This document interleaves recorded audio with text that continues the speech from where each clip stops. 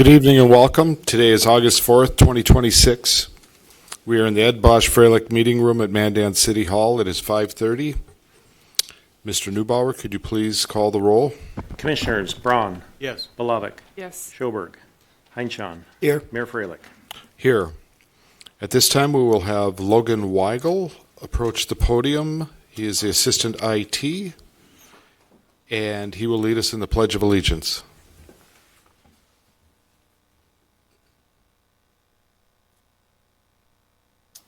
I pledge allegiance to the flag of the United States of America and to the republic for which it stands, one nation, under God, indivisible, for liberty and justice for all. Thank you, Logan. At this time, we will start out with announcements and construction project updates. Jarek? Mayor and Commissioners, good evening. We have some familiar faces for project updates tonight. I'll start off with Memorial Highway.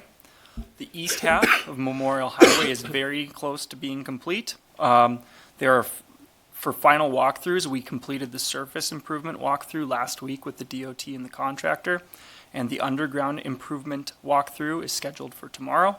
Final punch list items are going to be developed, and then the contractor will continue working on completing those over the next few weeks or months. Just kind of a note, surface level improvement last week included a haul road inspection where we compared haul road conditions after the project to how they were before the project. On the screen here, we have just a segment that was mutually identified by the contractor, the DOT, and us as a segment that needs repairs as a result of the project. There are a few more other kind of high-profile areas along 19th and along 40th that were also set for repairs. So we should be made whole at the end of this project. Could you explain how that works? Who pays for it? The contractor will be doing this as a part of the overall project. So it is included in the cost of the project. And this is common. Whenever a road, an ancillary road gets beat up due to the construction project, Yes. it gets repaired. Yep, restored as much as you can, or restored to a reasonable level, so that you're made whole again after the project. Yep. For the west half, Northern Improvement is getting started and getting going. I guess they've been getting started for a while. The two eastbound concrete lanes are completed from Main Street to the flood wall, and then paving preparation is following storm sewer installation on the rest of the segment that is kind of torn up right now. On 3rd Street, there's traffic control up, but 3rd is going to remain open during the construction project. There's a crane set up, kind of staged to construct a cofferdam associated with the outlet structure for a 72-inch RCP storm sewer. And then there's also some sanitary force main crossings that will be completed ahead of the storm sewer installation. So we have a lot of work going on crossing 3rd Street, but people should expect to be mostly unaffected or similar to how it is set up right now. How would you characterize their progress, Jarek?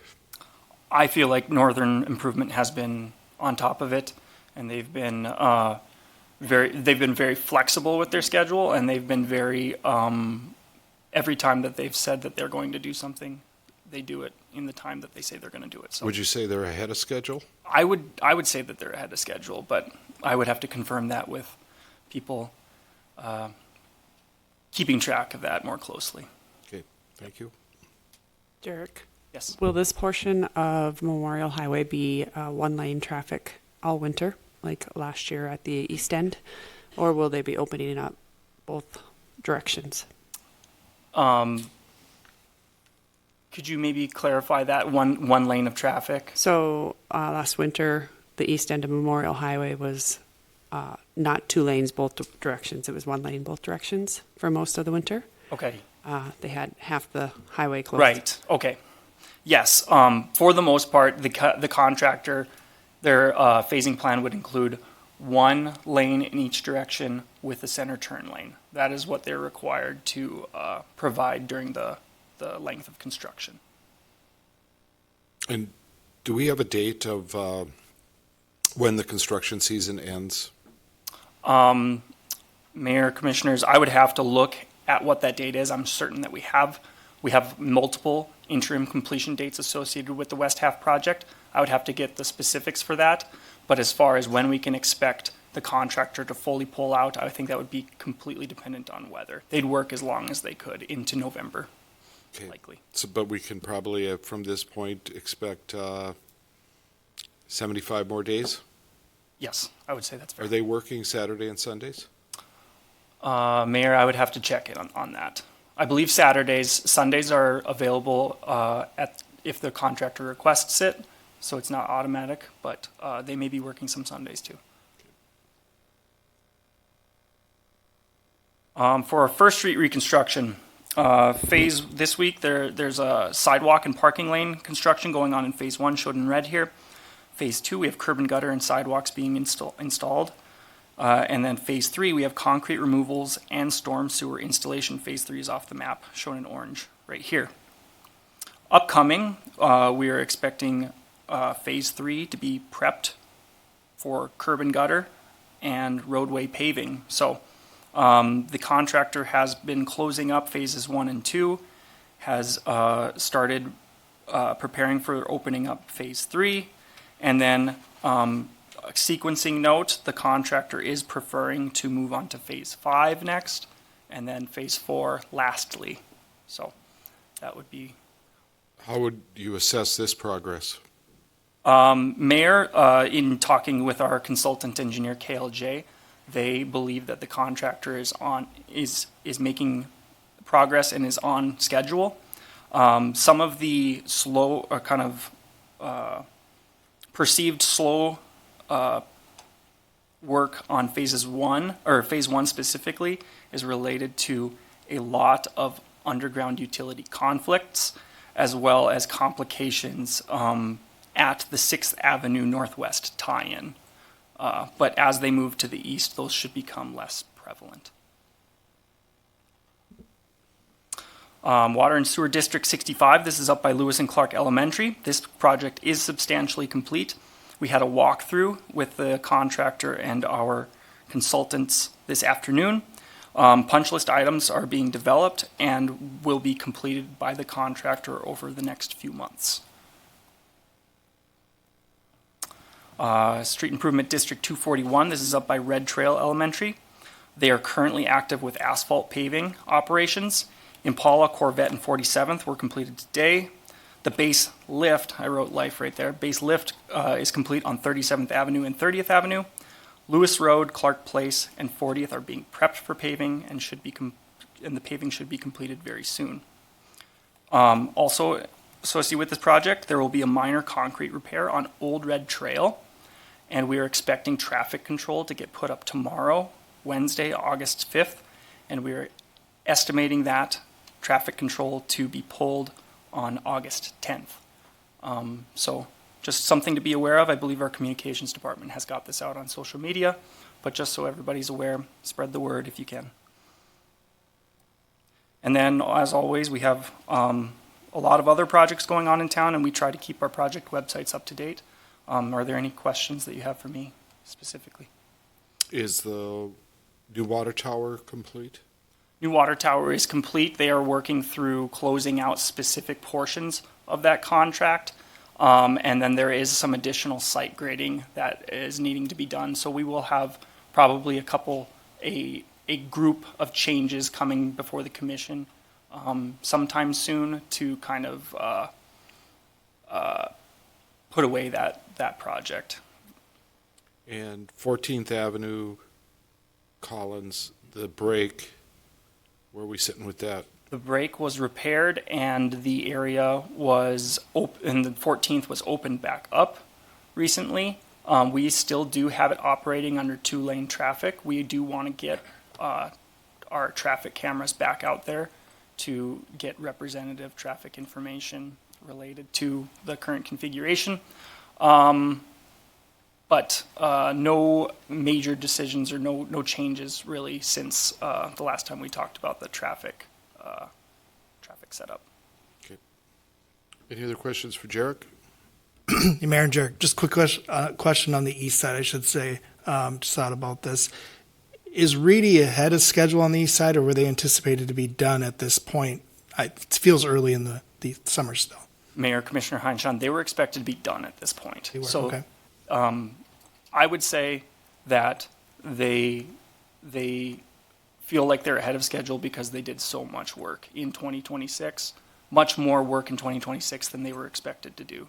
They thought they would get more done in 2025, and then they made up a lot of ground this year. Understood. Thank you. Okay. Thank you, Jarek. Grill with Cop, Chief Ziegler.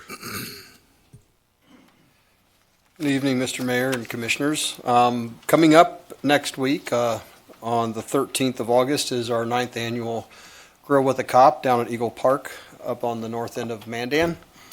I want to thank two big sponsors, which the American Legion, which on tonight is a budget amendment for $1,000 for this event. So that'll be more enough money to cover all the ancillary stuff from chips and things like that for the citizens. And Pepsi, they donate the drinks every single year. So I want to thank those two for stepping up. Also, everything there is free. Jerry's Snow Cones coming back for snow cones for people waiting for brats and hot dogs and hamburgers. Bismarck PD is jumping in, Morton County Highway Patrol, Metro Ambulance. We'll have a K9 demo, drones will be flying around, squad cars, motorcycles, side-by-side, and our new electric bikes will be out there. We also are going to add, along with the face painting this year, a kid ID kit, so where you can bring your child and they can do their fingerprints and they can attach their picture and then they seal it up and you keep that. So the National Center of Missing Children has donated those to us.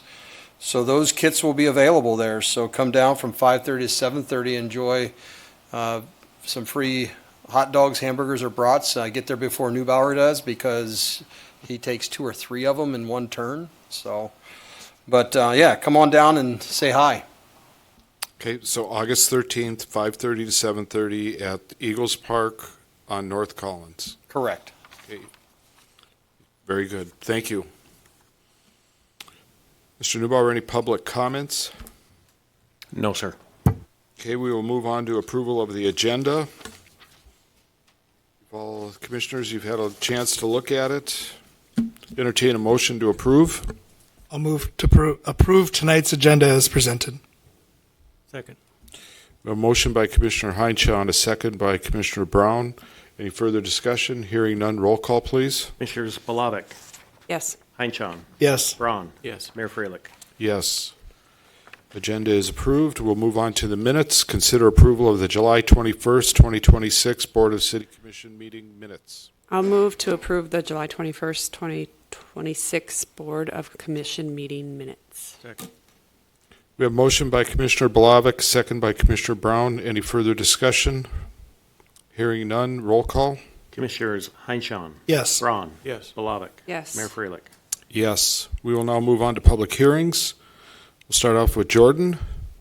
Good evening, Mayor, Commissioners. Just a quick announcement for public hearings. I know the Planning Department had noticed the public hearing for the Land Use Code for this evening, and that public hearing is getting moved to the August 18th City Commission meeting, and that has been renoticed, but we'll have no public hearing and no action or anything taken on that tonight. But yeah, that was all moved, and this is the land use code update that was approved by P&Z for the July 27th meeting. This does not include the data center piece, so this is just the piece that P&Z approved at their last meeting that will be heard at the next city commission. So just wanted to give you that announcement. Thank you. Okay, thank you, Jordan. We'll move on to item number 1. Consider the insufficiency of protests for Street Improvement District 244, that's 8th and 27th, Phase 2. Jarek? Mayor and Commissioners, I do have a map pulled up here. From June 27th to July 27th, we had a protest period for our 8th and 27th reconstruction project. This is a reconstruction project that has about $4 million of federal funds associated with it for the construction of 8th and 27th. Also included in this district will be improvements along the streets and avenues in the highlighted area. We received a 1.1% protest rate, only receiving one letter from a property owner that owned multiple properties. It's our recommendation to determine this protest rate to be insufficient. And I can try and answer any questions ahead of the public hearing if you have any for me. Any questions for Jarek? You said you're going to be doing some maintenance on the side roads that aren't shown on that map. What are you planning on doing with those? Mayor Commissioner Bolovic, the scope that we have right now is for chip seal, patching, and then addressing some drainage problems as we see it. The roads in the area are in pretty good condition, and it would just be minimal maintenance, hoping to keep them in good condition. And when you sent out the letters notifying the homeowners, was that cost calculated into this project? Mayor Commissioner, yes, it was. Any other questions for Jarek? Hearing none. Okay, thank you, Jarek. At this time, we will open the public hearing. Any comments on this project? First call. Second. Third and final call. Hearing none, the public hearing is closed. Commissioners, move on to resolution and ordinances. And we will consider the introduction and first consideration, call for public, wait, wrong one. Consider a resolution in determining the insufficiency of protest for street improvement District 244, that's 8th and 27th. Jarek, did you want to? Nothing too much more to add here. We do have an estimated schedule included in the packet for everybody's information. We would expect, if it was found to be insufficient, we would expect to amend our agreement with More Engineering at a future meeting to complete design, and then we are expecting the bidding process to happen in November of this year for construction next year. Okay. Commissioners, what are your wishes? I'll move to approve the resolutions determining insufficiency of protest. I will second that. Motion by Commissioner Heinchan, second by Commissioner Bolovic. Any further discussion? Hearing none, roll call, Mr. Neubauer. Commissioners Heinchan, Yes. Braun. Yes. Bolovic. Yes. Mayor Freilich. Yes. Let's see where we're at here. We'll move on to the consent agenda. Are there any items you would like removed, Commissioners?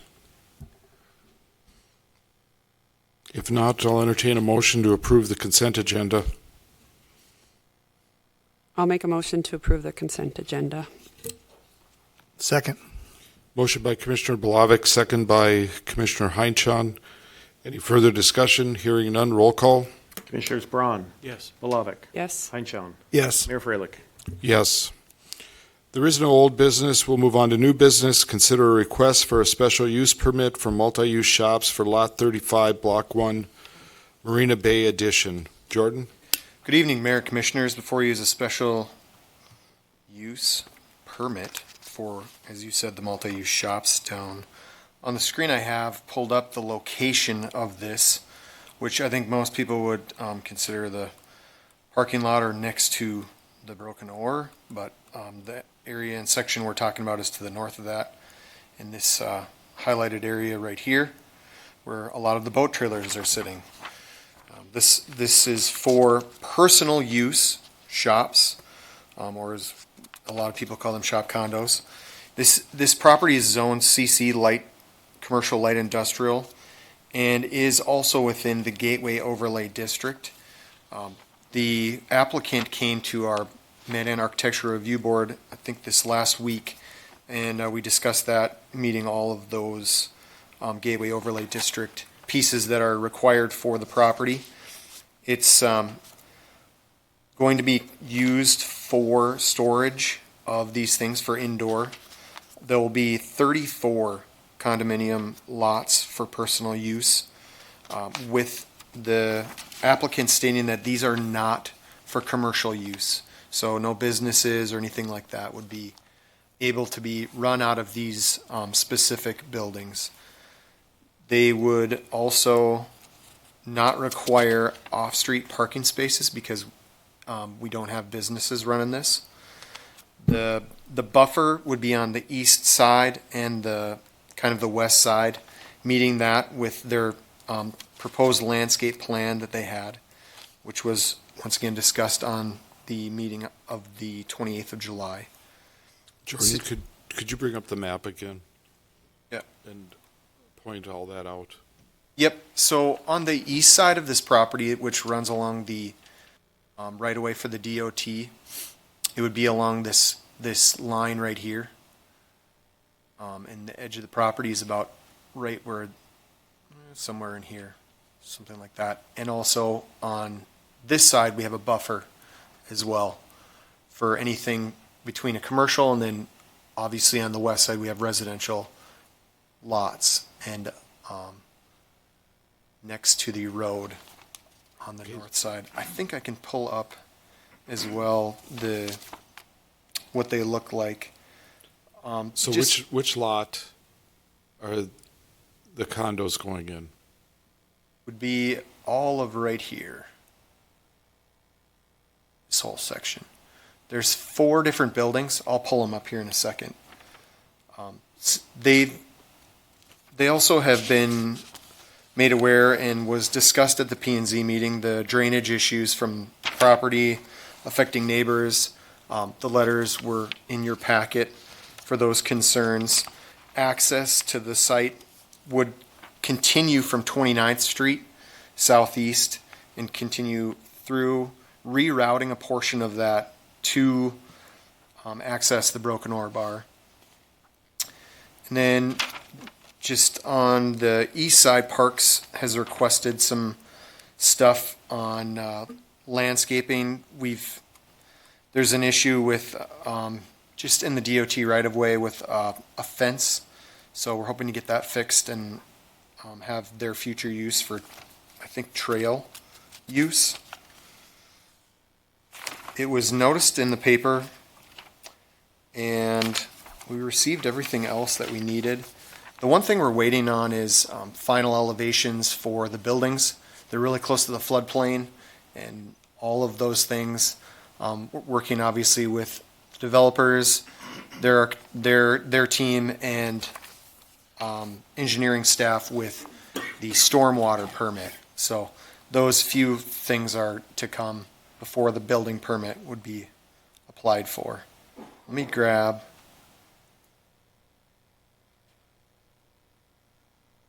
There's a lot of presentations tonight. Hold on, I gotta find it.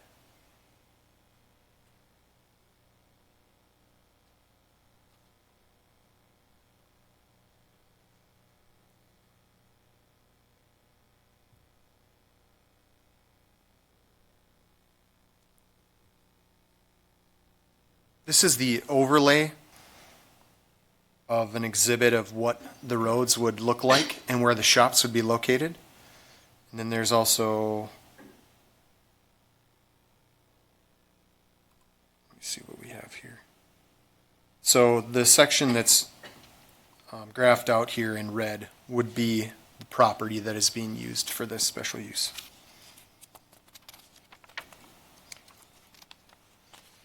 There's been a lot of time put into this one.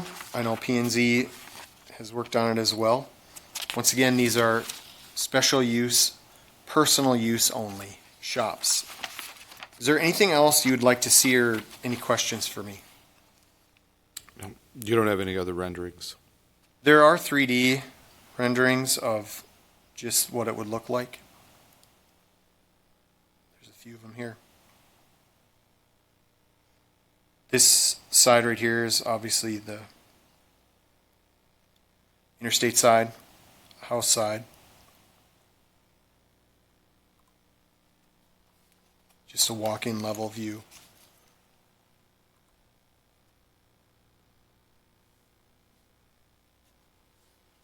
A lot of it to be from your outside storage to inside storage, which we're seeing a lot of these days.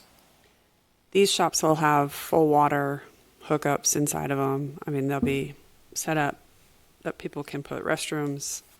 Mayor Freilich, yeah, Commissioner Bolovic, yes, that is correct. They will all have water. And so how, you say that they're for personal use, not for commercial use. Is there a way that they're going to prevent that from turning into commercial use? People running little businesses out of them. I mean, I know we can't patrol all of that, but it seems like they're set up more for commercial use than residential. Mayor Freilich, Commissioner Bolovic, we've limited the shop condos for personal use to what I would consider a half bath, or your toilet and then lavatory or sink. And that's what we see a lot of the times, but you are correct. I mean, we have water use that can be used. And it's something that I think a lot of other communities are also looking into, and how we can make sure that that line isn't breached. Any other questions? Jordan? Mayor and Jordan, guess is there an association when it comes to snow removal, and how far do we plow into there today on 29th, and will we be plowing all the way to the Broken Northern when this is completed? Mayor Freilich, Commissioner Heinchan, I believe this is a private road that we do private. not service.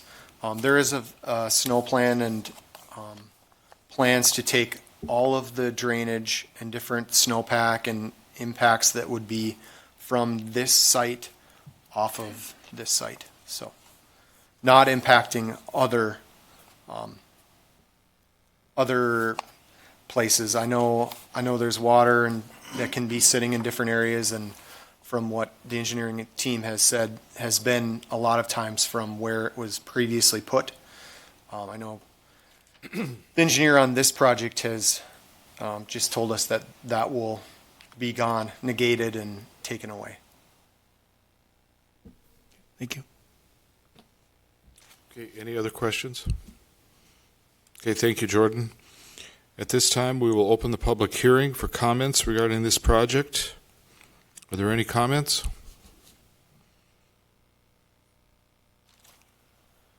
Thank you, Mayor. Landon Imler with Swenson Hagen Engineering, representing the applicant on this one.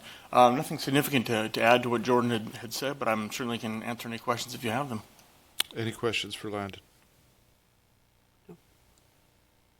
When do you anticipate building?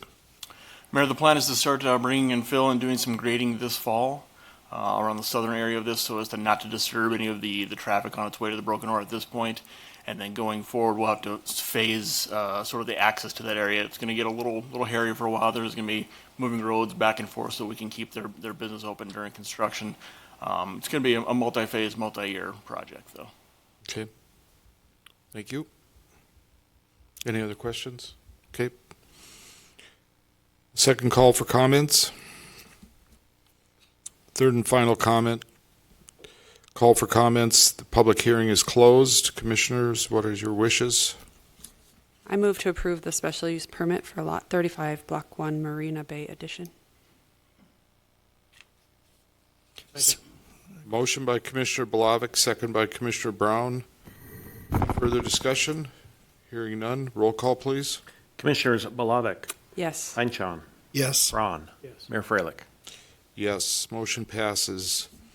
Item number 2 under new business, Brady Martz to present the results of the 2025 audit. Mindy?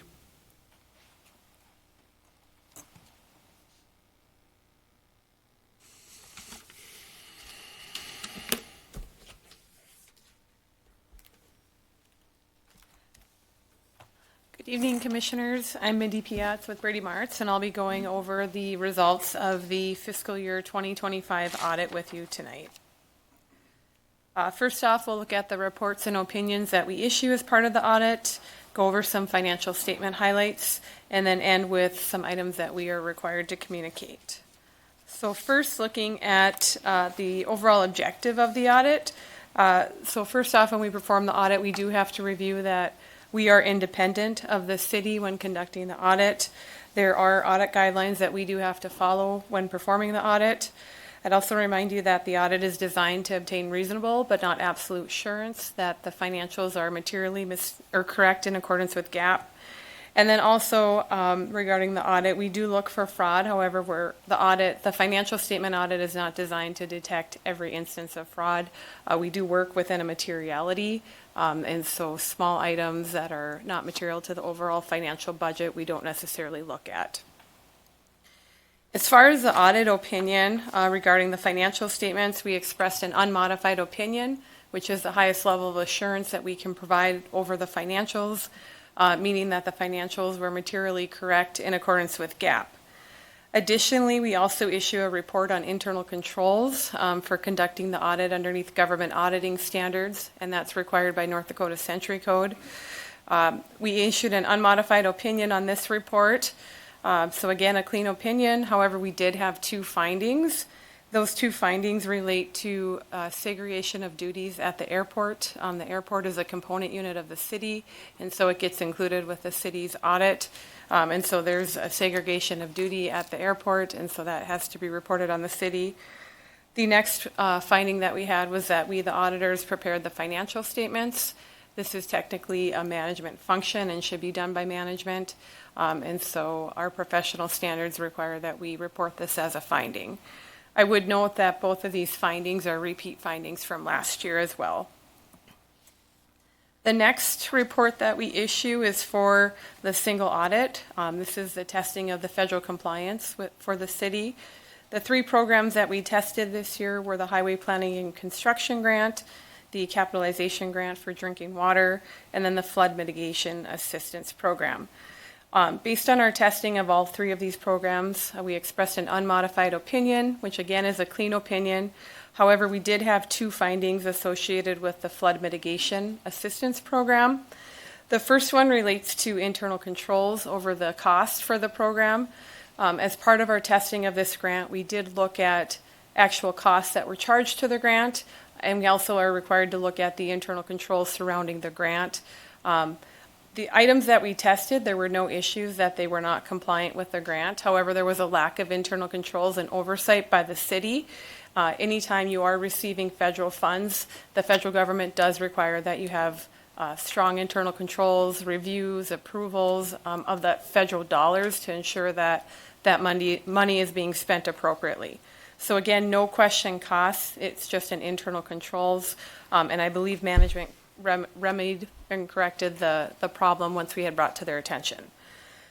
The next item is for procurement suspension and debarment.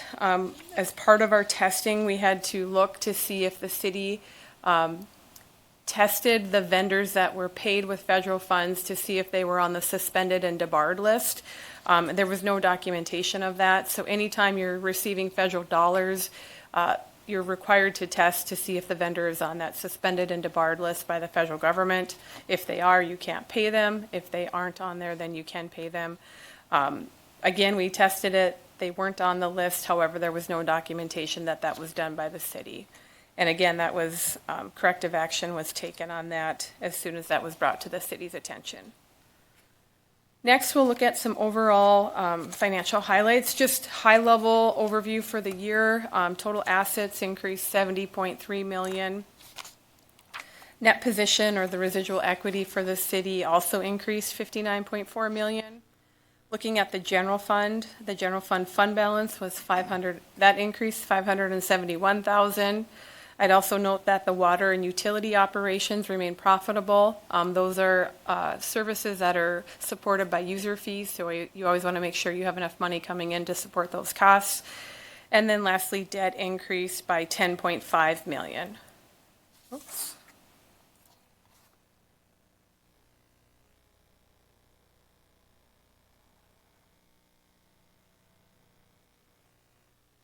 Okay, looking at the overall government-wide financial position, so there's lots of financial statements included in the audit report. The government-wide statements provide a full picture of the financial statements of the city that combines everything the city has into one. Just some significant changes I would point out. So as I mentioned previously, assets increased quite a bit. A good chunk of this is for the an increase in capital assets related to the Memorial Highway project. That alone was about 54 million of an increase in capital assets. Under liabilities, the increase there, special assessments debt increased 5.4 million, and then loans payable increased 9.2 million. Again, those relate to the capital projects and the water projects going on in the city. So as those projects are being done and complete, the debt's incurred. Also, a large increase in capital grants and contributions. A good chunk of that, again, is from the Memorial Highway project. It's a cost-share project with DOT, but because the city's ultimately going to own that asset, they need to recognize all those costs and then the in-kind donations from DOT for completion of that project. Next, looking at just overall total revenues and how they're distributed. For the city, total revenues for 2025 were 107 million. The four largest revenue streams, obviously the capital grants this year, that kind of swayed it significantly compared to prior years. That was 60.6 million, representing 57% in the gray shaded color on the chart. Charges for services, 17 million, that would be water and utilities. That was represented about 16%. Property taxes are in yellow, and that was 8.5 million, or 8%. And then sales tax was right next in the maroon color at 8.1 million, and again, 8%. Overall total expenses were 33.8 million. The largest expenses relate to public works at 31% or 10.5 million, public safety in orange at 10.2 million or 30%, and then general government operations at 17% or 5.7 million in the dark shaded blue. Next, looking at the trend in general fund and the fund balance or the residual equity in that fund. For 2025, ending fund balance was at 10.7 million. This represents approximately 7 months of operating expenses. The city does have a policy for a target fund balance to be not less than 25% of next year's general fund expenditures. Currently, as of 12/31/25, this would be at 65%. So you can see just the historic average of where the fund balance has been. Again, it's a metric that you want to keep a careful eye on. You obviously want to have reserves. You don't want to have too many. You don't want to have too little. So just a metric to look at. Next, looking at the budget versus actual for the general fund. So the actual is in green, the blue is in budget. Overall, a good budget was built with revenues coming in higher than what was expected by 1.5 million and expenditures coming under budget by about 1.2 million for 2025. And the last financial item to go over is just the future debt payments. So on the left-hand side, you'll see all the total balances of outstanding debt. On the right-hand side, you'll see the next 5 years of payments to be paid on that debt. Overall, it ranges from about 9.5 million to 10.2 million over the next 5 years. That would include principal and interest. And currently with the debt that the city does have, that goes out until 2053. When all of that would be paid off. All right, the last thing to go over is just some items that we are required to communicate by our professional standards. Regarding the audit, there are estimates to the financial statements. Those are listed on the screen. We do look at these, however, they weren't deemed to be sensitive estimates that involve a lot of management estimates included in those. During our audit, we did not become aware of any kind of unusual transactions, nor did we have difficulties or disagreements with management. There was one uncorrected misstatement that we noted that was not posted to the financials, and that related to an item with the airport. As part of the audit, we do ask management for representations that they've given us full access to information and that everything's properly recorded, which they signed and sent back to us.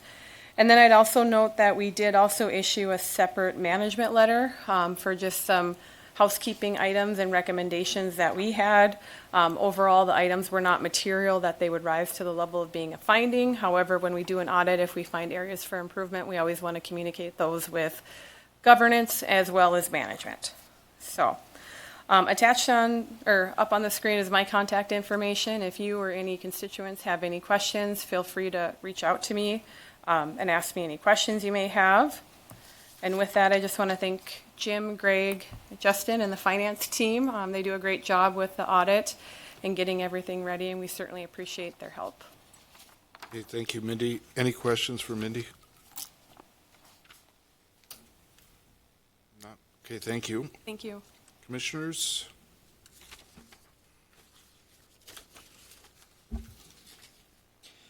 I move to approve the results of the 2025 audit.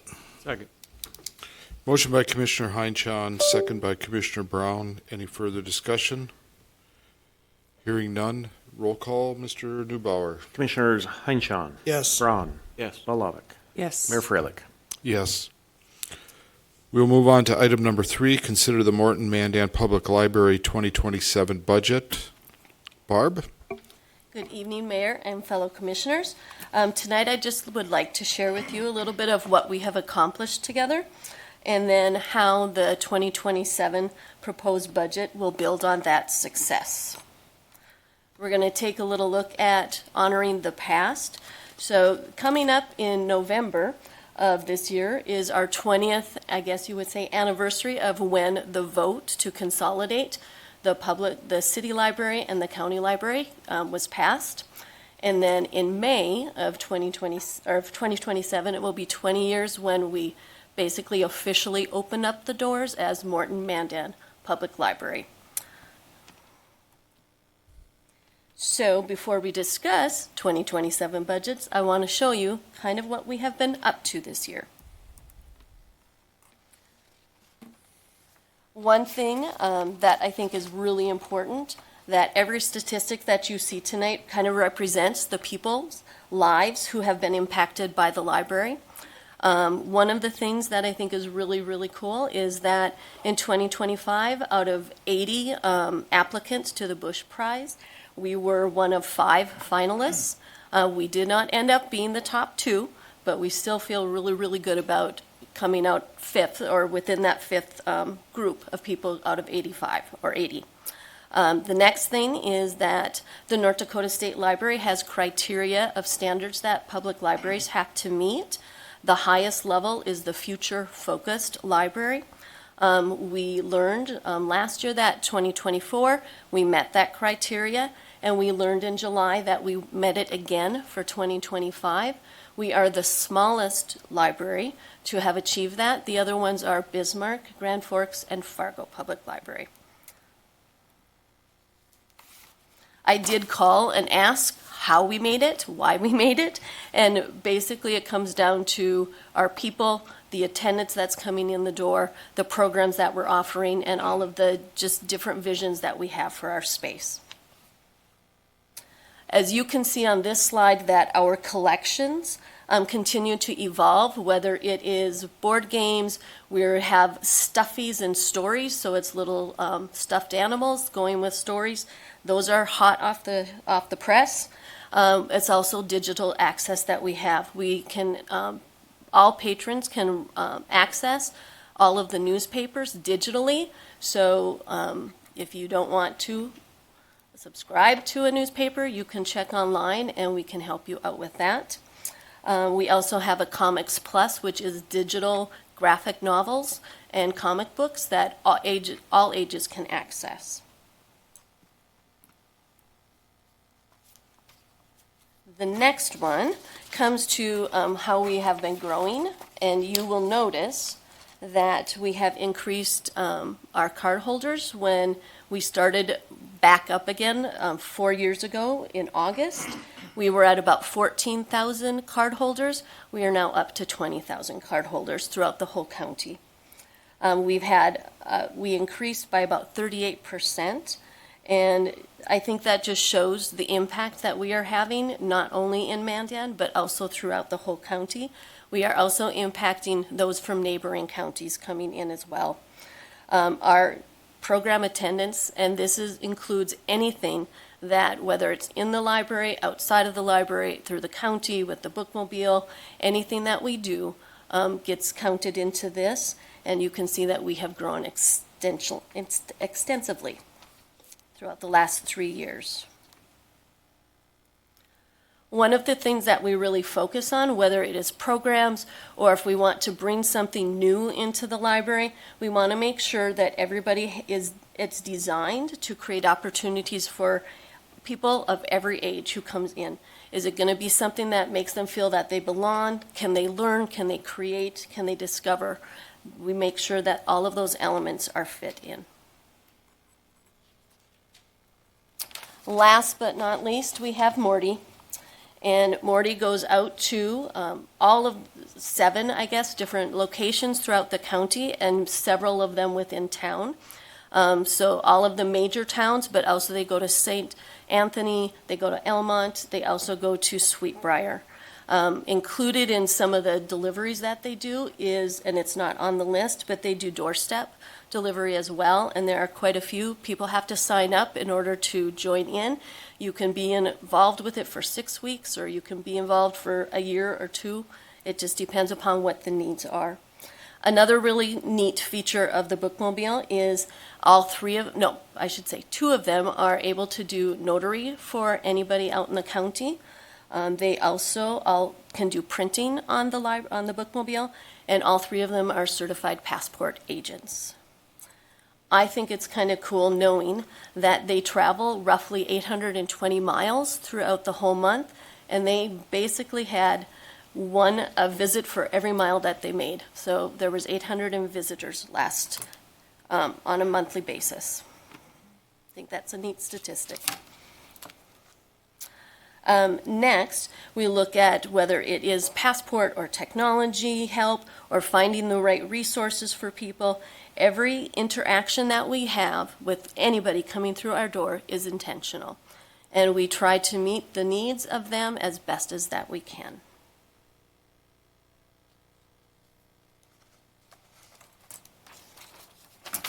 Next on our list is what's happening next. We have the branch, which is going to coincide with the Play Lab. It is in the former Mandan Public Schools locker room, which is down by Head Start, I believe.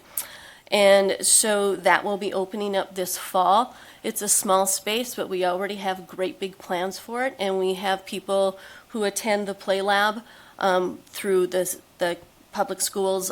They're very excited and can't wait for it to open up. So we think it's going to be a huge hit.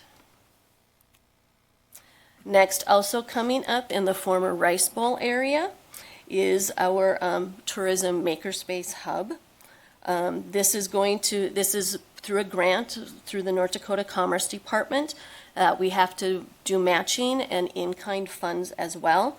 We are really excited about one of the biggest things in there is that we're going to be having a kitchen that we can do nutrition classes.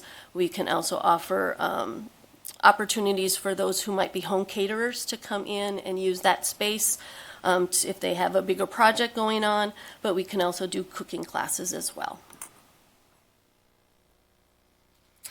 Something we are also working on is trying to figure out a way to keep people coming, keeping workers, I should say, into the library. And we would like to develop an apprentice program that would kind of have them doing some mentoring, career exploration. They could learn anything from, yes, being a librarian, but also there's marketing, there's branding, there's communications, there's IT opportunities. And so we think this could be a really powerful tool that we could develop. For 2025, this is kind of the summary of how we ended. And I think by carefully planning with my coordinators, with my board, that we are really working to maintain all of the excellent services that we are providing for people and giving us an opportunity to prepare for that future. So let's go on to 2027.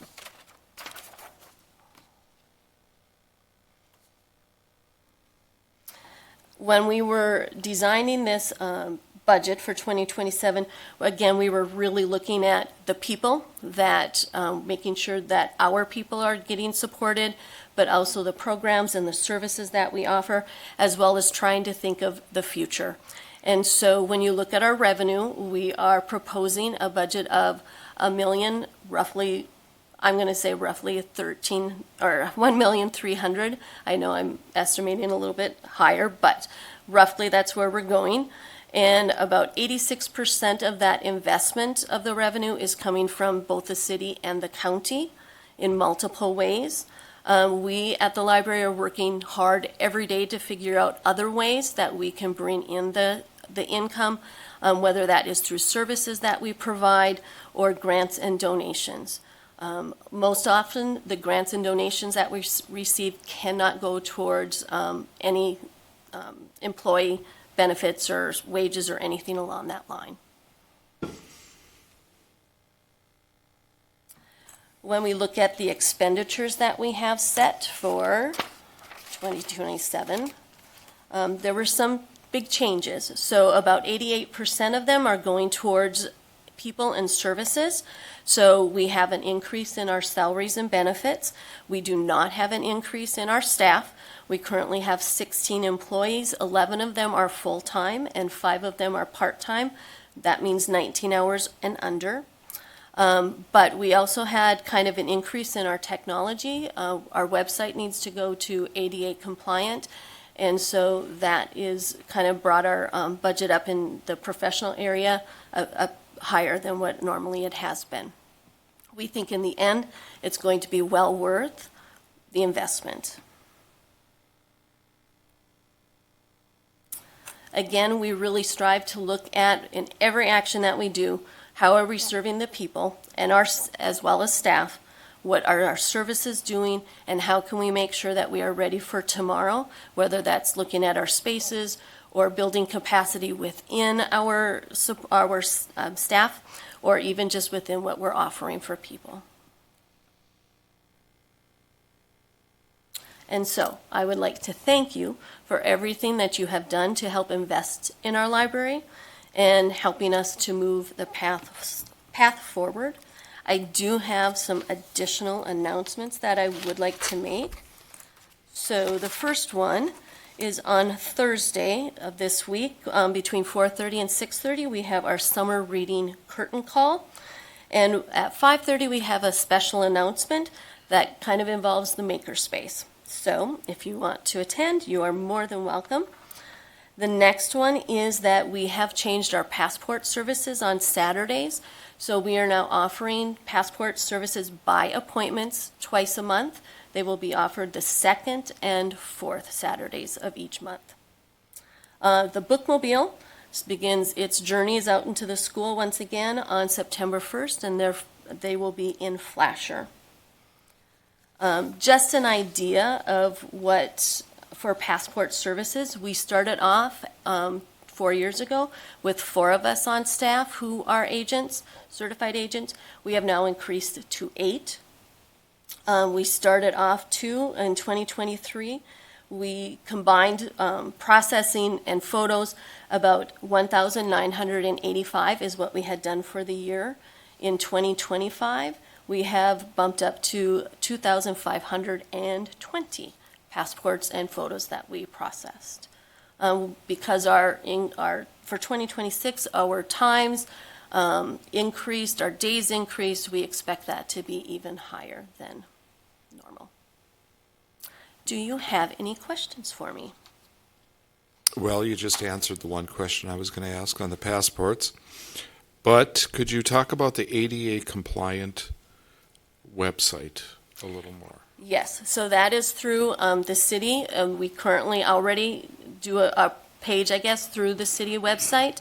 But the library is We have to have other special things with it, so we're looking at about $8,500, I believe, our portion of the city library website that we're going to be combining with. Does that make sense? Yes, and this is by law. Yes. And just describe it a little more. I do not fully understand all elements, I have to admit, but it is making sure that the font that you're reading on there is very clear. It's looking at color combinations. Those are the basic kinds of things. On our website, it will also feature being able to change documents, PDFs into other languages, so more people can access. It will also allow people to read it, or it can be read for them if they are not able to read it. So there's just a whole lot of, I think it's also within the setup. I'm still learning myself. Okay. And how did your Tuscany night go? It went very, very well. We had a full, in fact, we had 61. We planned for 60, we had 61. And so it was a roaring success. Just another question, the event space in the library, I assume that's where you had the Tuscany night. Yep. How often does that get used? It kind of depends upon, first of all, what we do is make sure that all of our programs that need to be offered, they have reserved all of that. And it goes by month to month. I know, like, we have a wedding, a reception coming up in September. We've had several baby showers that have happened on a Saturday or a Sunday afternoon. Some of them rent the whole entire space, some are partial with it, so. Okay. It is not nearly as much as what we had anticipated or would like. Part of that is on us. We have not done a really good job, I think, of marketing all of those spaces. We're still trying to figure that avenue out, so. Well, make Even a after 4 shameless years. plug right now for it. Yes, Give us, definitely is. who do you call, what's the rate, the whole deal? We basically go by hours, so we do blocks, about 4-hour block, and we go with an 8-hour block. We came up with that system after looking at several libraries, but we also knew our rooms were going to be used in a different way than what typical libraries might do. People have access outside of regular library hours, so they get key cards, all of that. So that kind of made our situation a little bit different. We also looked at the Heritage Center and how they devised their room rental fees, and so kind of took a mix of the both. So again, we do blocks. If it is just an individual person coming in, it can be, depending upon the amount of space that you have, it can be $200 for those 4 hours. You get access to the patio, like I said, the key cards, everything that's in there. Usually we have people setting everything up. If it is 8 hours for the whole community room, it would be $400. Okay. Any other questions for Barb? Barb, one quick question to throw you a curveball here. So your card holders went up to like $20,000. It was, or 20,000 cards, excuse me, which is fantastic. Do you have any idea the percentage of those card holders that are city or county, where those increases come from? I do not. Okay. I do not have any idea. Sounds good. And to be honest, we try really hard. We have worked diligently over the last 4 years to make sure people know that if they see Morty out, it's not just a county vehicle, it's also city and reverse. So we've had all of our staff too going out and doing different things within the county. That kind of became prevalent when they realized that, people were still looking at, oh, the bookmobile is just for the county and the library space, the building is just for the city. And so we really try to immerse them together or mesh them together as much as we can. Excellent. Thank you. Yep. Any other questions for Barb? Okay, thank you. Thank you. Commissioners? I'll Before move we- to approve the Morton Mandan Public Library 2027 budget as recommended by the Library Board of Trustees. I'll second. Motion by Commissioner Heinchan, second by Commissioner Bolovic. Any further discussion? Hearing none. Roll call, please. Commissioners Heinchan, Yes. Braun, Belovic, Yes. Mayor Freilich. Yes, and I'd like to add, Barb, you do a wonderful job over there, and I think it's the nicest library in the state. Congratulations to your team. Okay, we'll move on to item number 4. Consider the Mandan Airport Authority 2027 budget. Lindsay? Hi, good evening, Mayor and Commissioners. Lindsay Gerhart from the Mandan Airport. Just here to present the status update for our 2027 budget.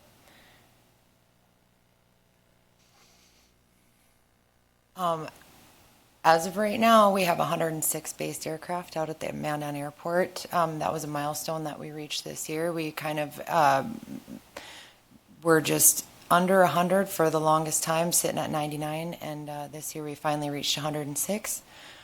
We have 5 airport-owned T hangars that are at capacity. We have 12 on the waiting list. We only expect that number to start going up over the years, as a report came out today from North Dakota Aeronautics stating that the increase in that could be up to 30% over the next 10 years. So 12 on the waiting list now, more to be expected in the future.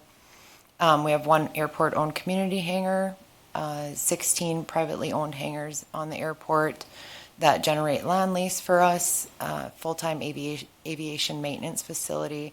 Southwest Ag is our egg sprayer on the field, 2 aviation medical examiners now, 2 flight instructor businesses, 1 flying club, our EAA chapter with approximately 40 members. The North Dakota Civil Air Patrol headquarters is on site with their fleet of 3 aircraft, and 1 base aircraft that's with a federal agency, and 2 certified flight simulators, and 1 aerial surveyor business on site. Average of 60 operations on the field a day. That's takeoffs, landings, approaches. Approximately 500 additional operations in the month of July because of Oshkosh traffic coming through, stopping to rest, get fuel, come to town and eat, and the local events that we held out at the airport. One of which was the Plains and Pancakes. About over 2,700 people attended this year. It was by far our busiest year and just a really successful, great community event. Our skydiving event that we held in July, 180 people signed up for it. We only offered 90 openings, so it oversold out. They had a waiting list of 90 people. We ended up having 100 people skydive over the 4th of July weekend. So on the left, you can see just their crew packing parachutes. On the right was just a crowd of some spectators watching their friends and family. And this was our first jumper of the event. During the whole event, I'm glad to report we had no injuries whatsoever. One gal lost her hearing aid, and another gal got a little sick. But besides that, no fatalities or injuries.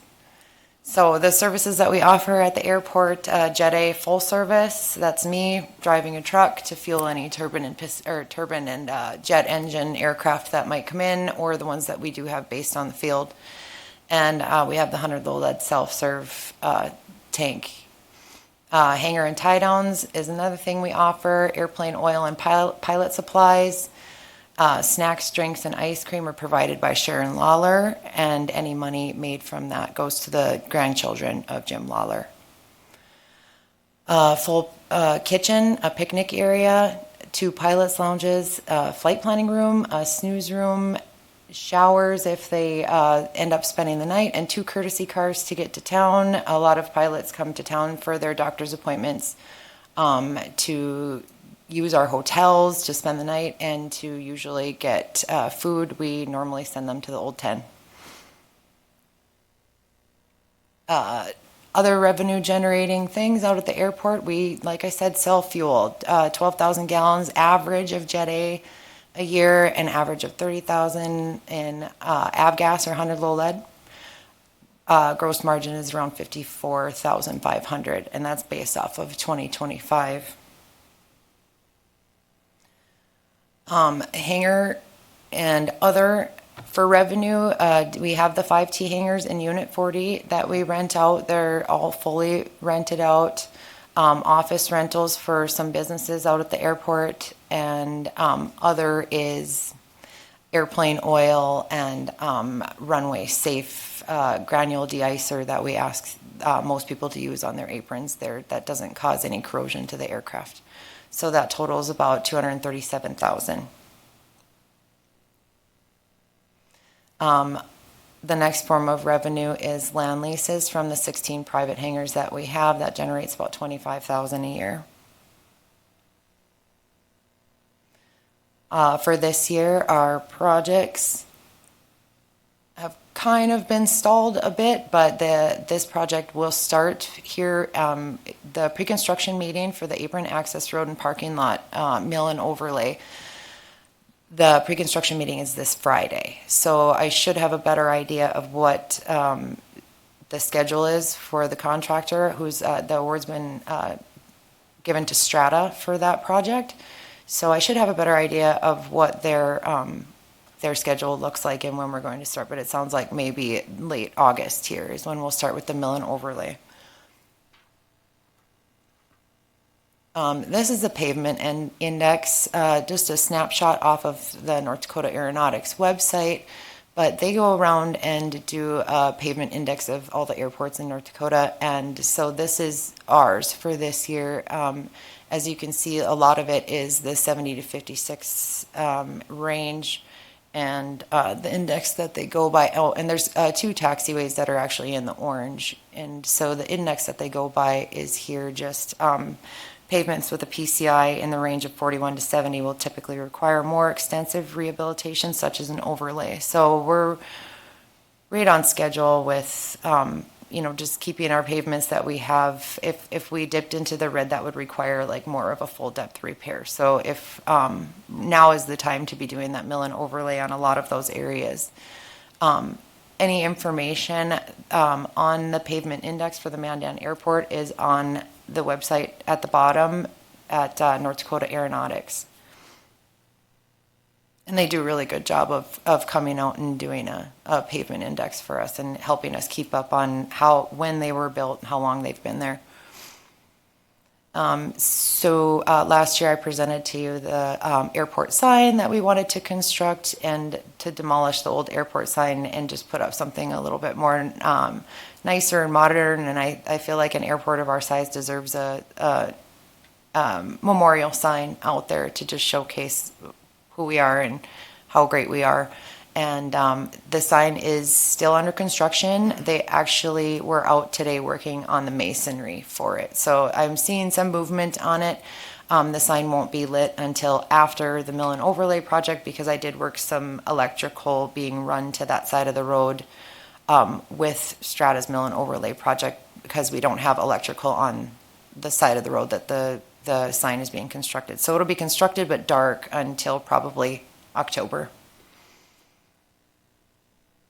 The T hangars 2 through 5 maintenance project is another one I brought to you last year. We budgeted $50,000 to put towards T hangars 2 through 5.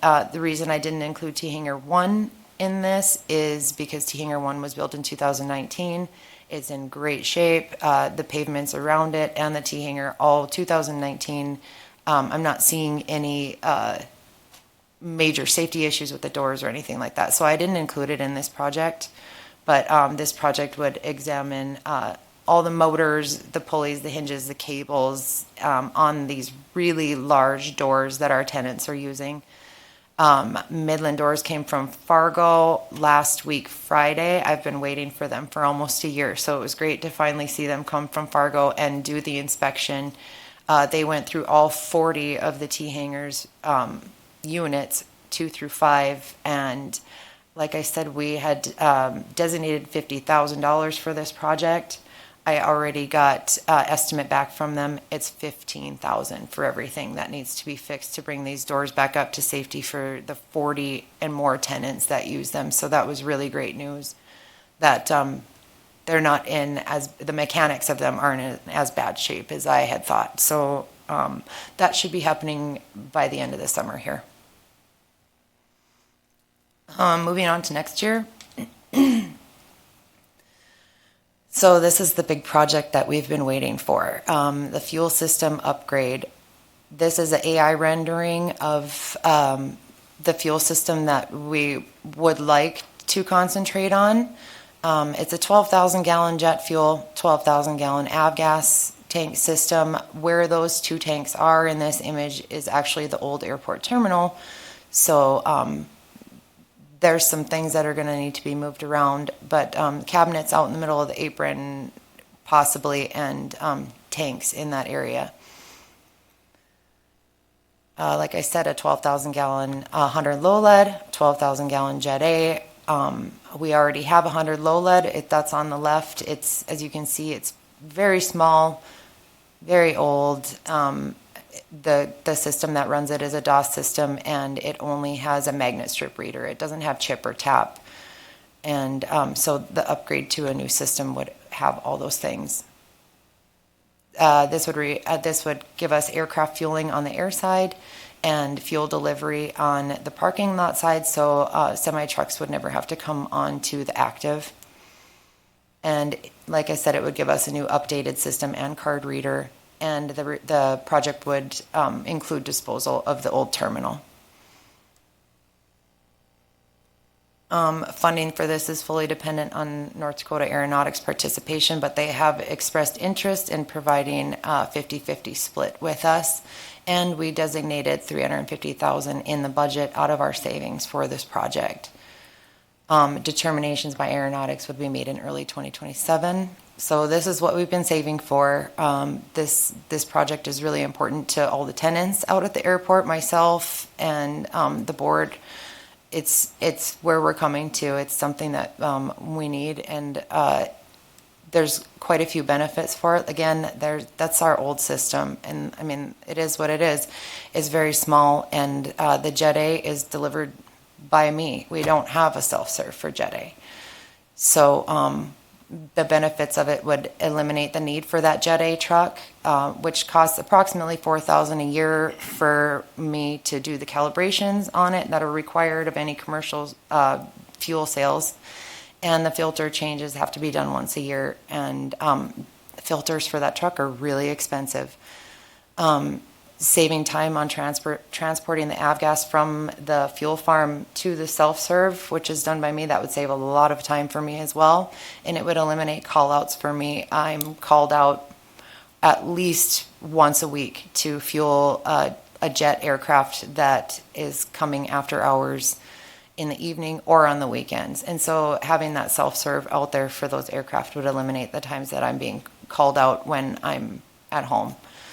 The new software and provide customers with that more modern tap and chip. There's a lot of times I'm called out to the airport because the magnet strip reader on somebody's card is scratched or dirty, and it's just not taking their card. And so I will have to run out to the airport and open up that pump manually and run their card at my desk. So it would eliminate a lot of that stuff. New software runs more accurate inventories and more comprehensive reports for me. And it's a self-monitoring system, so it means better spill prevention, better compliance with the ever-changing credit card processing standards. And having that Jet A and self-serve, that Jet A self-serve would attract more turbine engine to the airport because I currently don't advertise jet fuel. Like I said, I can't be out there 24/7. The people that know that we have jet fuel are people on the field that have those kind of aircraft, and people that just kind of know through the grapevine that Lindsay has Jet A. They usually will let me know that they're coming. And if they're going to be there at 7 p.m., I can be there for that. But the ability to eliminate that in the long run would be great for me. And the capacity, another benefit, the capacity to buy more fuel at low cost times to avoid those split load fees. Every time I get a fuel load from the refinery here in town, I can only take 2,500 gallons of jet fuel at a time because that's the capacity that I have right now. So every time they send me a half full truck, I'm paying for that half full truck. Just for some insight on other airports that are smaller than ours, this is Washburn's avgas system. This is their brand new system. Ours, we would hope, would look a lot like this. Mobridge, South Dakota, this is just their jet fuel system. Lemon, South Dakota, this is their avgas and jet fuel system. And finally, Valley City. This is a really good comparison to what we would like our system to look like. 12,000 gallon avgas, 12,000 gallon Jet A, and then a separated fuel island, probably in the middle of our ramp just because of fire codes and different things like that. Now, the hoses can't be able to reach adjacent buildings. The next project for next year is the new T-hanger taxi line design only. As you can see, anything pink in this picture is not actually there. It's kind of space for development is in pink. Anything white and hashed out is actually buildings that are there already. So we would like to build another T-hanger right in line with T-hanger 1 in the red circled area. The T-hanger itself we would have to pay for, so we need to save some money for that, or a bond for that. But the FAA and aeronautics will participate in the pavement and the design for that. They won't help participate. North Dakota Aeronautics will help participate, but the FAA will not help with the revenue generating T-hanger. So what we want to do is start designing the pavement around that T-hanger, which they will help with, so that we can continue to grow and accommodate the people that are on the wait list and the anticipation of there being more of that hangar as a need over the next 10 years. So, and as of next year too, now that we're going to have all this beautiful pavement or the overlay, we're going to want to maintain it. So as every year, we're going to do the crack sealing and poly patch. And that's always 90% funded by North Dakota Aeronautics. So any questions on 2027 for me? And my contact information is up there as well. Any questions for Lindsay? I just want an understanding of your hangars a little bit. You Sure. talk about 5 airport-owned T-hangars, and there's a wait list for that. Are these hangars that you rent to people who have airplanes versus them owning the hangars? Well, we have both out there, but the airport-owned T hangars, yes. So it's a long building. The hangars are in the shape of a T, back to back in the shapes of Ts. We have 4 10-unit T hangars, and then the new one built in 2019 is a 12-unit T hanger.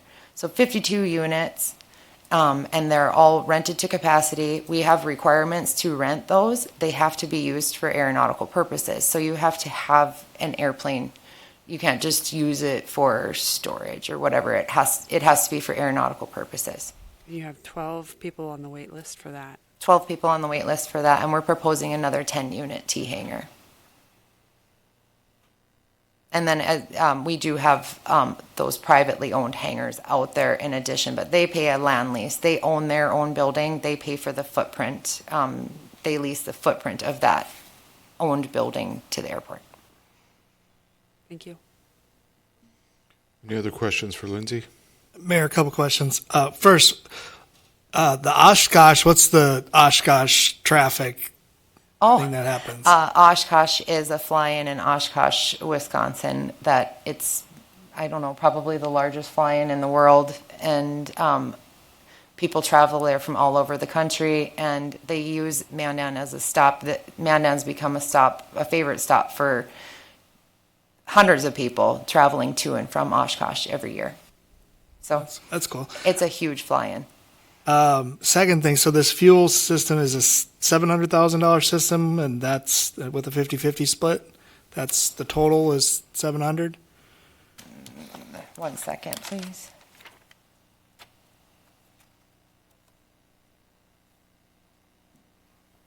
$1.2 million. 1.2. Okay. Yeah. You were close. Close, yeah. So, and aeronautics does a split. That's what you'd expect, a 50-50 split on that with the aeronautics. Correct. And we've been beavering away money in savings to help with this project for a long time. This project has been a matter of discussion for 3 or 4 years now, the need for it and the increasing need for it. Thank you. Lindsay, what's the mechanism to raise the money for the hangars, for the new construction? The mechanism to raise the money, Yeah, how are you going about that? Well, we would probably have to, I hate to say it, but the hangar rent that it will produce, we'll probably have to raise that hangar rent a little to make it cash flow itself. But if you're asking like where we would get the money, the last T hangar that we built in 2019, the airport took out a bond for it. And actually we're on year 7 of that bond now. So that T hangar will be paid off in 3 more years. And that's the final T hangar that we owe on. And that's how we financed all 5 of them, were airport revenue bonds. Okay. Any other questions for Lindsay? Okay, thank you, Lindsay. Thank you. You do a great job out there. Thank you. Minimal staff, you do a great job. Thank you. Commissioners?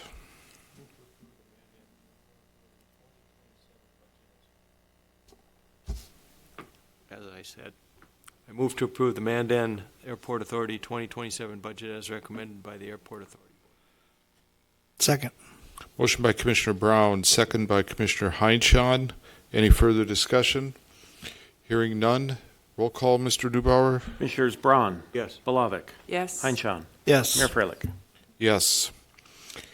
We will move on to resolution and ordinances. Consider the first consideration and call for a public budget hearing of ordinance number 1488, making the annual appropriation expenditures of the city of Mandan, North Dakota for the fiscal year commencing January 1st, 2027 and ending December 31st, 2027, and making the annual tax levy for the year 2026. Justin. Thank you, Mayor, Commissioners. I think we have the slide ready. There we go. So, starting out, just wanted to go through the budget planning process. On a high level, the city is required to prepare the annual budget in accordance with the North Dakota Century Code. The city's annual budget process is coordinated by the Finance Department under the direction of the Budget and Finance Committee, and the city follows a need-based budget process. Going through the timeline of the budget planning process, from January to April, the department managers were to review and discuss the city's long-term plans, this year going to 10 years, 2027, 2036, for personnel, machinery and equipment, public facilities and infrastructure. Moving to May, department managers submitted their operating budget worksheets to the Finance Department. In June, the Finance Department reviewed and updated the revenue, expense, and fund balance projections for the 2026 budget. That gives us our baseline to be able to say where we're going to start 2027. And then in July, the Budget and Finance Committee reviewed and discussed recommendations for the preliminary 2027 budget. Okay, moving into expenses. First thing to note here, this is for all funds, not just the general fund. So the total expenses for 2027 all funds is $43.3 million. You can see the numbers there, so I won't read through all of them, but just touch on some highlights. Debt service, those are the principal and interest payments on our loans and bonds that we have. That's what accounts for the $10.5 million. And then the $1.9 million in capital outlay, that is the machinery and equipment purchases.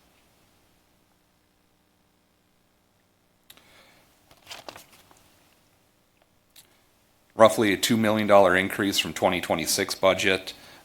Again, this is all funds, and that equates to a 5% increase from 2026 to 2027. Salaries and benefits being a $647,000 increase. Operations and maintenance, a $654,000 increase. Debt service, $864,000 increase, and capital outlay, $122,000 decrease. And we'll get into each one of those categories. Salaries and benefits, a $647,000 increase.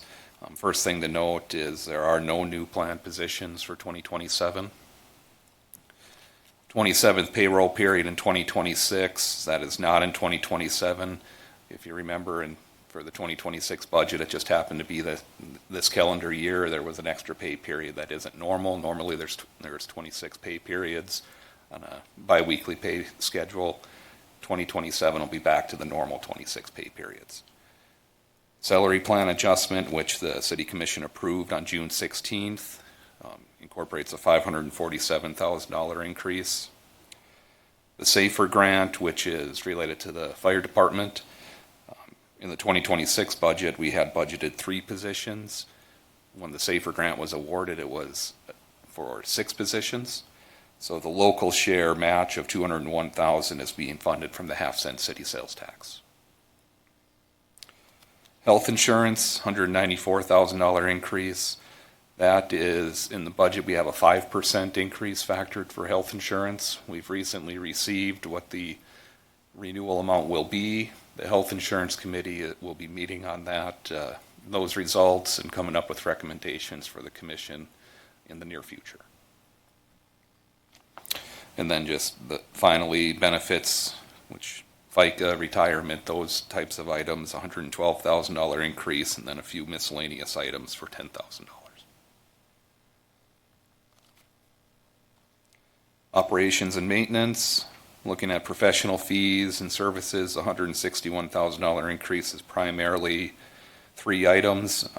The Metropolitan Planning Organization, which is budgeted through our share of, is budgeted through the planning department, it's a $24,000 increase.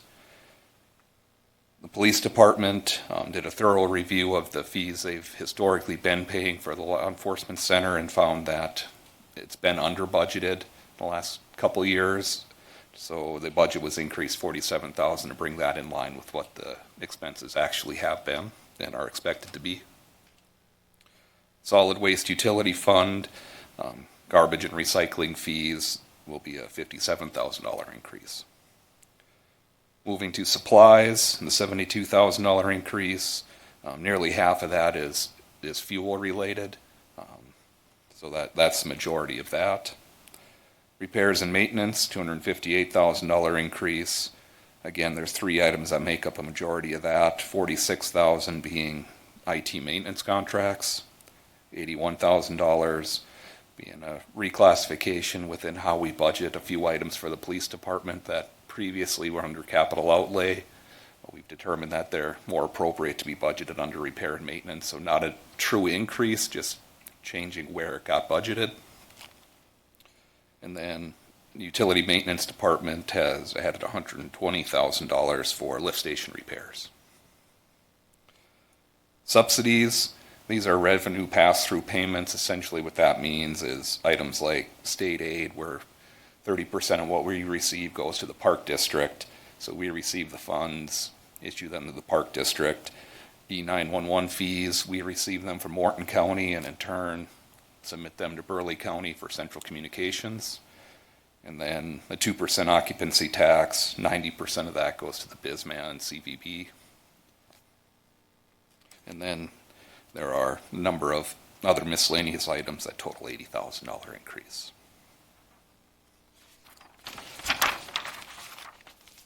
Debt service, and as we spoke earlier, these are the principal, interest, and service charge issuance fees for our loans and bonds.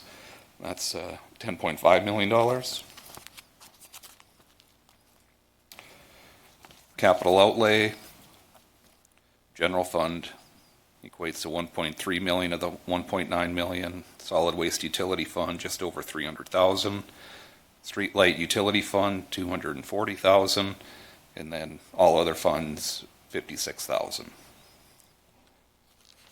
And breaking that down to essentially what it is, about 362,000 of that is IT department equipment, just to keep everything current, replacement schedule that's been established. and then the remainder being replacement equipment per the fleet replacement schedules, not for new equipment, not for additional equipment, just replacing of equipment we already have. Revenues, again, this is all funds, not just general fund. Charges for services of $16.9 million.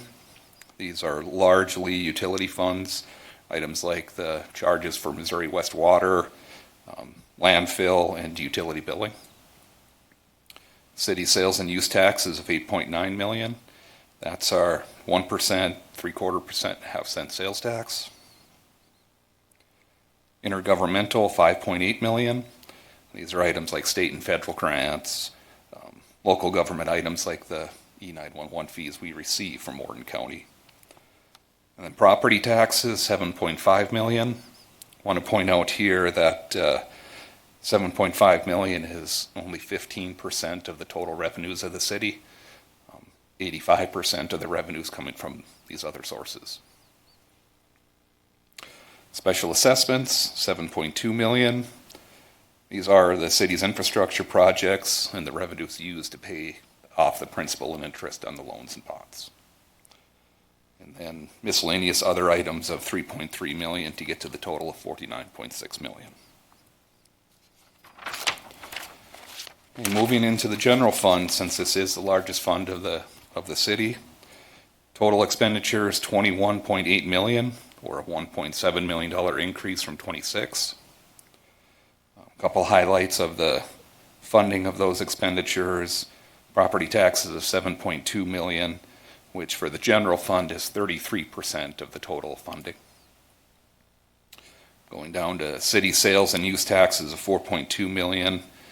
That's a transfer of $3.5 million from the 1% city sales tax. And then of the half-cent city sales tax, there's a $629,000 transfer for new police and fire personnel. And then an $86,000 transfer for a police department vehicle upgrade. Utility fund transfer of $1.8 million, that's a transfer from the water and sewer utility fund. Investment earnings, it's still a good rate environment, so we anticipate $1.6 million in investment earnings. And then license and permits and charges for service, $1.3 million. Other revenues, $1.5 million. And to get to the balanced budget of $21.8 million, that's a use of $263,000 of our unreserved funds, basically cash on hand. And this slide just highlights that of the total property tax bill for 2026 budget, which is the most current information we have for all the taxing districts, the city of Mandan equates to 24% of the total property taxes. Okay, then getting into the city property tax levy, a $300,000 increase from 2026's budget. That equates to a $306,000 increase in the general fund, $62,000 decrease in other funds, a $32,000 increase within the library, and a $24,000 increase for the airport.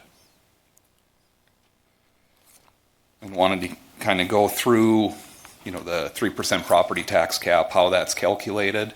I know it's pretty common knowledge now, 3% property tax cap, but it gets a little more complex than that. So just wanted to walk it through for the city of Mandan. The previous year levy of $8,958,905. You subtract off of that, the previous year levy is exempt from the 3% cap. For us, that would be city share special assessments, $79,935. That gives us the previous year levy subject to that 3% cap. Then we add into that the allowance for new growth, and that gives us the adjusted year levy of $8,983,373. So you take that adjusted year levy times your 3% cap allowance, plus the current year levy exempt from the 3% cap, and that gives the total current year levy of $9,258,961. And that is the $300,000 increase.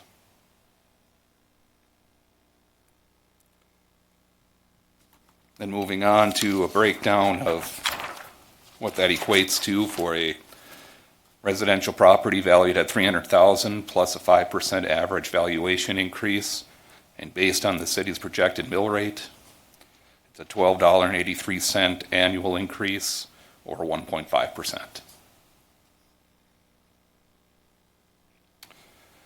Now moving on to the city utility bill.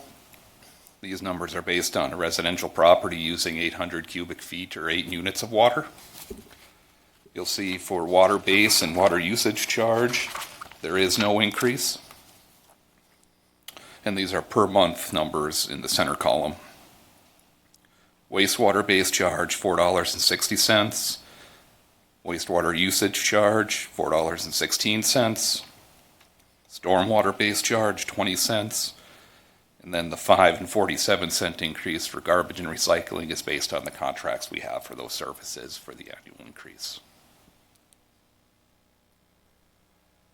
Kind of touching on the reason for the increases.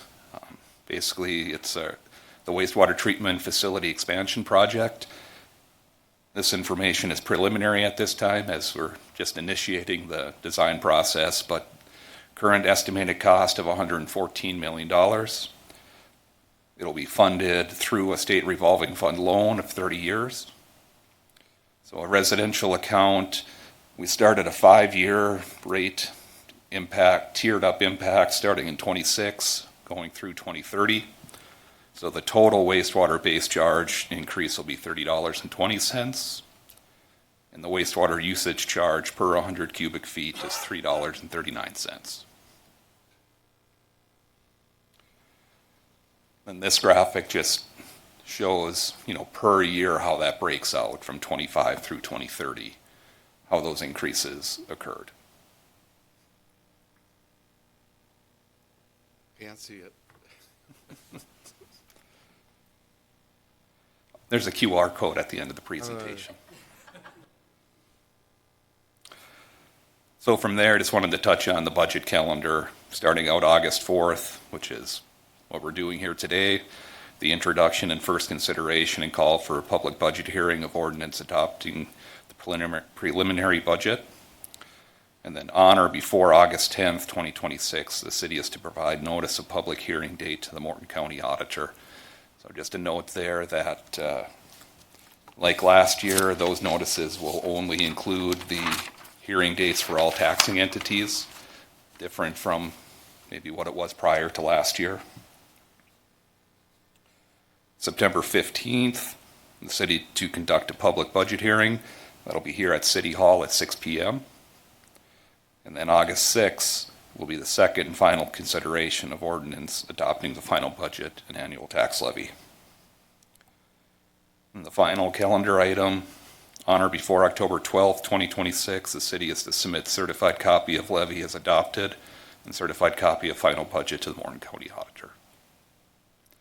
And as promised, this is your QR code. Well, also, you can access it through cityofmandan.com/finance. Presentation will be listed there as well. Okay, very good. Any questions for Justin? Justin, I had a question about the salary increases. So you're capping no new full-time positions. That salary increase, that's from a Condrey study? That was from the Condrey study with the recommendations and approval from the City Commission on June 16th. Okay, and I apologize, I wasn't here for that. Absolutely. What percentage of an increase is that? Or is it across the boards, or is it based on a scale? Yeah, there was a scale with a minimum 3.5% because that is the employee cost index. Previous 12 months was a 3.5%, so the commission felt that we didn't want to give less than 3.5%, but based on a few different criteria, it could have been more. Okay, so you're increasing it based on a Condrey study, but there will also be an opportunity for a performance evaluation or cost of living increase as well added to that, or not? This is all-inclusive, and it takes effect January 1st. Okay. Thank you. Any other questions for Justin? None? Okay, Justin, thank you. To you and Greg, you did a very good job. And on behalf of the City Commission and the City of Mandan, we offer our condolences to you on the passing of your father. Thank you.